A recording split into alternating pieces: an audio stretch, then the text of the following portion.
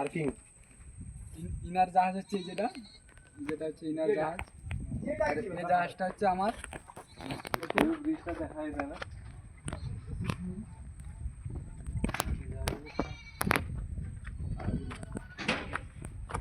ক্যামেরাই বন্ধ করবো না শোনা।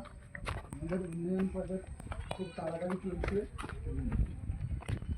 নন্দীগ্রাম থানাতে দেখতে পাচ্ছ পাখা দেখা যাবে যেন জাহাজের কাজ কি রে